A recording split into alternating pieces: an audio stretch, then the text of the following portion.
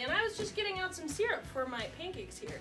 But did you know that the process of making maple syrup starts long before you can even think about putting it on your pancakes? I'm going to send you over to Celia in the sugar bush to tell you more. Oh, you're a little early. Well, thanks, Allie. Here we are in the sugar bush of Osprey Wilds. A sugar bush is a forest that's mostly sugar maple trees. Now I'm going to send you off to Julia to teach you which of these trees are right for tapping. Thanks, Celia. So first we need to figure out which type of trees we can use to make maple syrup. So there's actually many different maple trees in Minnesota. We have black maples, we have silver maples, red maples, and of course the sugar maple. And the best one to use for maple syrup is the sugar maple. It actually has the highest sugar in their sap and the highest volume of sap compared to other maples.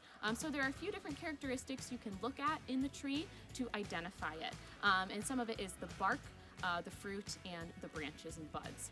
So behind me here we have mature sugar maple. So it has a grayish brown bark and is furrowed. And then over here we have a younger sugar maple here. So this is what their bark looks like, very similar in color.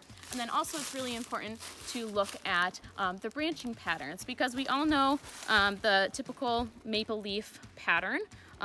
But unfortunately, as you can see, at this time of year, the leaves aren't on the branches. So you need to be able to identify it by the branching in the buds.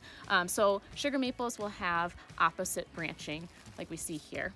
And they'll also have brownish red pointed buds on the end. So those are just a couple of ways that you can identify a sugar maple for tapping.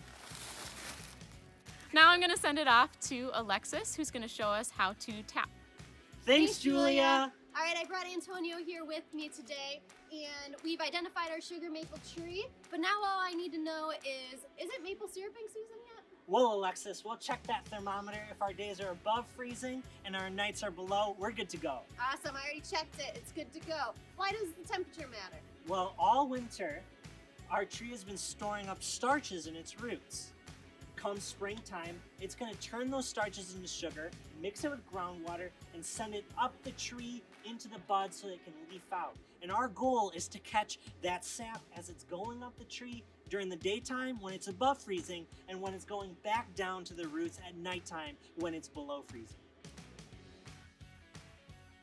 A tree the size of a pizza can fit 1 bucket. A tree the size of a trash can lid can fit 2. So we have a big old tree here. We're gonna put 2 buckets on them. If only I brought my tools. Like these?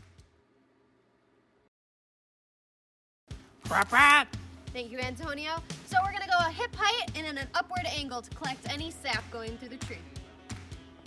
All right, here we go.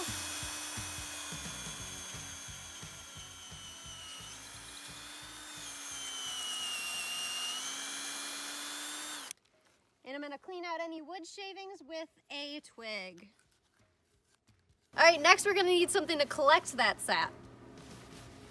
To get syrup smiles, we need sap spiles. Well, that was a sappy introduction. Thanks for the spile, Antonio. I'm gonna put that into the hole we made with the drill. And next I'm gonna need a hammer to tap that in.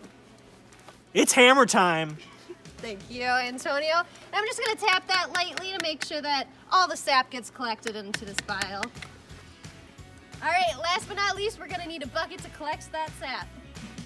A bucket with a top to make chipmunk drowning stop. Whew, thank goodness.